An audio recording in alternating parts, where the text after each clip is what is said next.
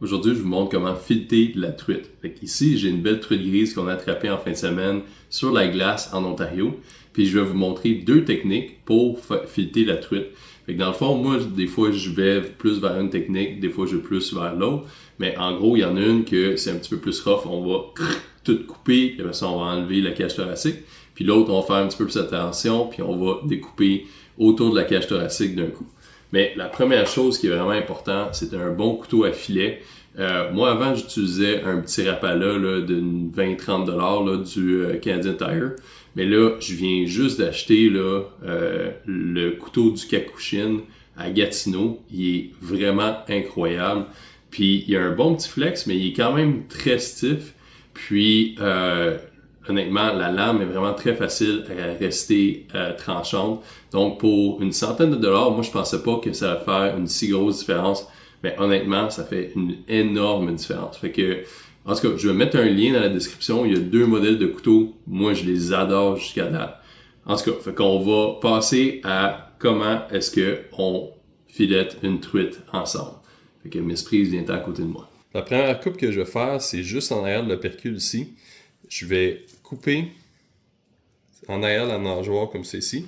Puis la première technique que je vais vous montrer, c'est la technique un peu rough. Fait que je vais juste passer mon couteau, puis je vais couper la cage thoracique en même temps. Fait que là, je vais sentir la colonne vertébrale. Je vais tourner mon couteau sur le côté, puis je vais découper le long de tout le poisson au milieu. Fait que là, vous entendez les os, puis tout ça, c'est normal. On passe à travers tout. Fait que là, je vais continuer jusqu'ici.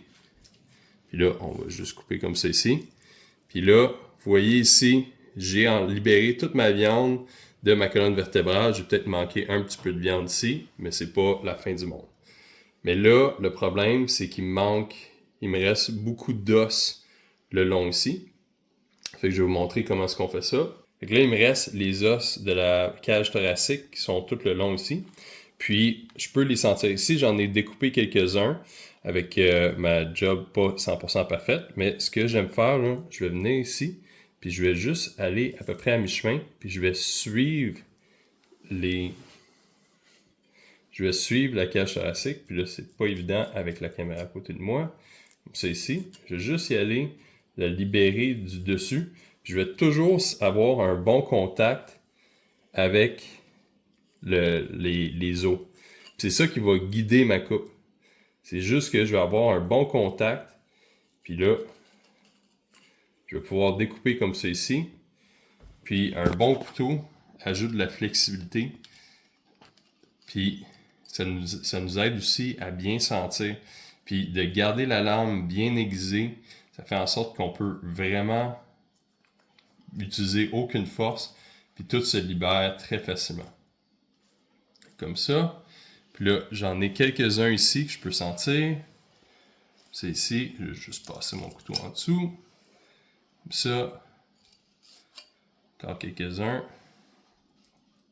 Une chose ici. Vers le haut. Comme ça. Là, les autres choses qui sont enlevées. Et la nageoire aussi. Moi, j'aime partir en arrière. Je vais couper à peu près à 90 degrés. Puis, je vais remonter. Comme ça. Parce qu'avec la nageoire, là, il y a un petit bout d'os ici. Puis ça peut être dans le chemin. La dernière chose qui manque... Oh, j'ai dû sentir des os ici. Non. La dernière chose qui reste, c'est la ligne latérale ici. Fait que si vous finissez votre truite à chaud ou des affaires de genre, vous pouvez la laisser, ça va fondre, mais sauf que moi, personnellement, j'aime enlever ces os-là pour pouvoir faire une recette là, comme grillé ou peu importe. Fait que je vais passer mon couteau en dessous de la ligne latérale, comme ça ici. Là, vous voyez, là, c'est des petits os comme ça ici. Là. Fait que je vais passer tranquillement. Il n'y a pas de presse.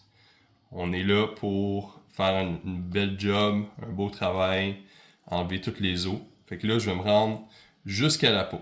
Fait que là, je vais faire la même chose, mais de l'autre côté. Fait que je vais retasser le filet, mais vers le bas. C'est ici. Puis on pousse, on coupe tranquillement. Puis là, ok, je suis rendu pas mal à la peau. Bientôt. C'est ici, fait que je suis rendu à la peau. Je vais tasser, je suis rendu à la peau. Sur toute la longueur, tout est parfait. Fait que là, je vais pouvoir partir d'en haut. Ah, c'est ça, ça c'est l'autre partie importante. Je vais partir d'en haut parce que comme ça, les grains du muscle vont m'aider à tirer. C'est ici. Puis là, toutes les os de la ligne latérale sont ici. Fait que là, on a un filet qu'on va pouvoir utiliser pour la poêle, puis il n'y aura aucun os dans le filet. Fait que là, je vais aller rechercher la truite, puis je vais vous montrer l'autre technique. Donc, pour le deuxième côté, je vais vous montrer l'autre technique. Puis, moi, j'ai toujours un petit peu de misère avec le deuxième côté. C'est quand même normal parce que le poisson, là, la colonne vertébrale, n'est pas 100% plate. Donc, jugez-moi pas trop si j'ai un petit peu de misère. C'est pas une course. Fait que, encore une fois, la même coupe derrière l'opercule, puis je vais monter ça jusqu'au ventre, comme c'est ici. Puis là, je vais découper, toujours un petit peu avec un angle vers le haut, jusqu'à la colonne vertébrale.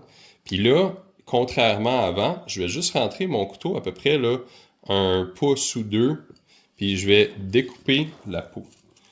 Comme ça ici. Puis là, je vais passer la nageoire dorsale. Puis là, quand je suis rendu jusqu'à l'anus, ici, là, je vais pousser mon couteau au complet jusqu'à ce qu'il sorte de l'autre côté.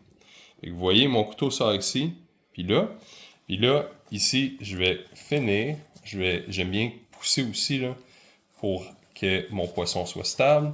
Je vais finir mon filet comme ça ici.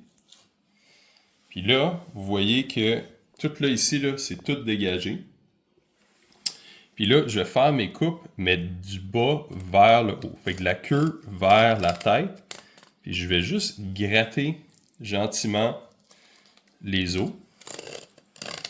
Ça ici. Puis là, une fois que je vais être rendu aux os de la ligne latérale que vous entendez en ce moment, je vais juste les briser. Comme ça. Puis après ça, je vais juste faire le tour de la cage thoracique. On va juste continuer encore un petit peu. Comme ça. T'sais, on prend notre temps, on tire pas trop sur la viande pour pas que la viande se sépare. La truite grise, des fois, là, elle a tendance à être un petit peu plus sensible, la viande. Puis, on fait juste travailler tranquillement. Travailler tranquillement. Toujours en mettant de la pression vers le bas pour suivre les os et non percer la peau. C'est ici. Comme ça.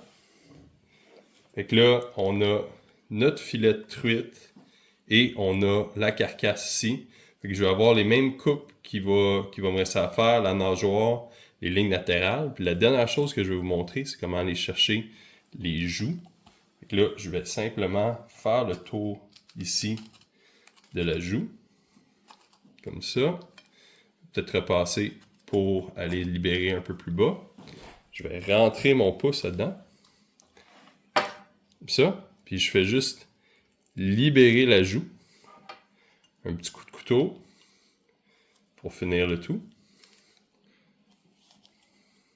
Oh. There we go. Puis on a une belle joue de poisson.